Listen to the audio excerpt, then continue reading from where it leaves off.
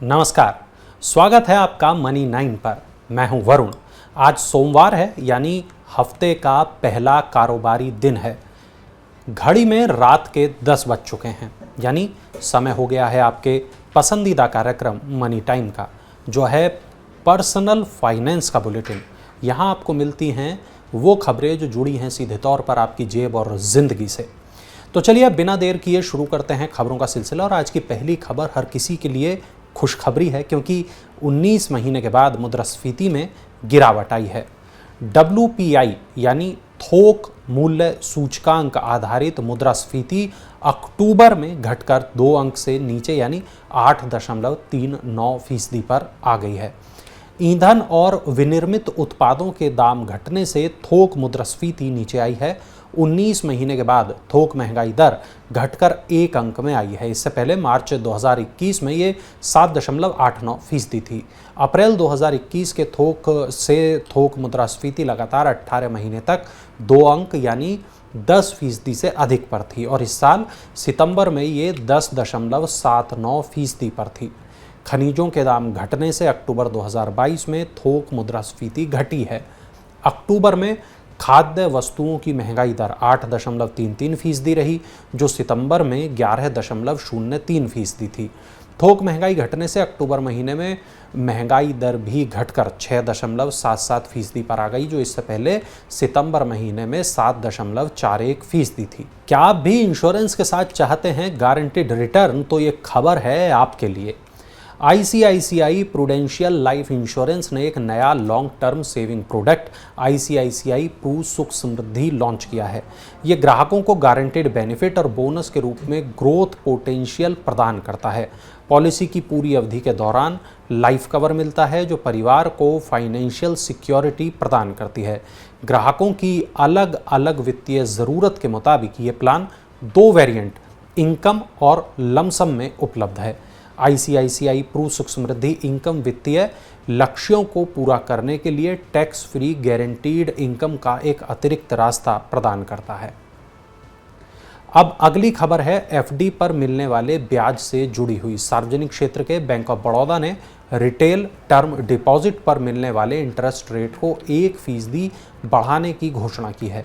ब्याज दर में बढ़ोतरी 2 करोड़ रुपए से कम वाली डोमेस्टिक और NRE टर्म डिपॉजिट पर लागू होगी। नई ब्याज दरें 14 नवंबर से प्रभावी हो चुकी हैं। बैंक ने 50 करोड़ से लेकर 200 करोड़ रुपए से कम के बल्क डिपॉजिट पर भी ब्याज में 25 बेसिस पॉइंट की बढ़ोतरी की है। बैंक ऑफ बड़ौदा के मौजूदा और नए दोनों ग्राहक किसी भी बैंक ब्रांच में जाकर FD खुला सकते हैं। 1 साल की FD पर बैंक 6.10% का ब्याज दे रहा है। वहीं 444 दिन और 555 दिन की बड़ौदा तिरंगा डिपॉजिट स्कीम पर भी बैंक 6.10% ब्याज दे रहा है। इतना ही नहीं, बैंक बड़ौदा तिरंगा प्लस डिपॉजिट स्कीम के तहत 399 दिन वाली डिपॉजिट पर सबसे ज़्यादा 7.5% ब्याज दे रहा है। पेट्रोल डीजल को GST में लाने के लिए केंद्र सरकार तैयार है। जी हां, पेट्रोलियम और natural gas minister Hardeep Singh Puri ने सोमवार को कहा कि केंद्र सरकार पेट्रोल और डीजल को GST के तहत लाने के लिए तैयार है, लेकिन ऐसा करने के लिए पहले सभी राज्यों को सहमत होना होगा। उन्होंने कहा, राज्यों की सहमति से ही पेट्रोल डीजल को GST के तहत लाया जा सकता है। अगर राज्य इसके लिए तैयार हैं तो हम भी तैयार हैं। हालांकि उन्होंने ये भी कहा कि राज्यों का इस पर सहमत होना मुश्किल होगा, क्योंकि शराब और ईंधन उनके लिए राजस्व जुटाने का सबसे बड़ा जरिया है। देश में टोल टैक्स नियमों में जल्द होने जा रहा है बदलाव। जी हां, बहुत जल्द ऐसा हो सकता है हाईवे पर आपको टोल प्लाजा देखने को न मिलें। दरअसल सरकार एक प्लान बना रही है, और इस प्लान के तहत हाईवे पर ऐसे कैमरे लगेंगे जो चलती कार की नंबर प्लेट को स्कैन करेंगे। स्कैन होते ही टोल के पैसे सीधे फास्टैग अकाउंट से कट जाएंगे, और ऐसा होने से टोल प्लाजा पर लगने वाले जाम से छुटकारा मिलेगा।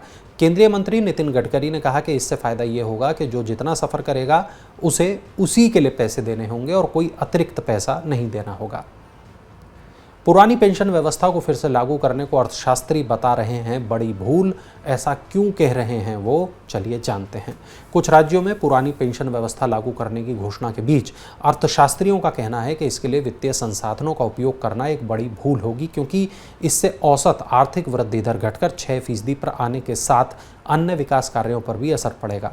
अर्थशास्त्रियों का ये भी कहना है कि पुरानी पेंशन व्यवस्था लागू होने से सरकारी क्षेत्र में काम करने वाले नौकरी पेशा लोगों को ही लाभ होगा, जो आबादी का एक सीमित हिस्सा ही हैं। अर्थशास्त्रियों ने पुरानी पेंशन योजना से नई नौकरियों के सृजन पर भी प्रतिकूल असर पड़ने की आशंका जताई है।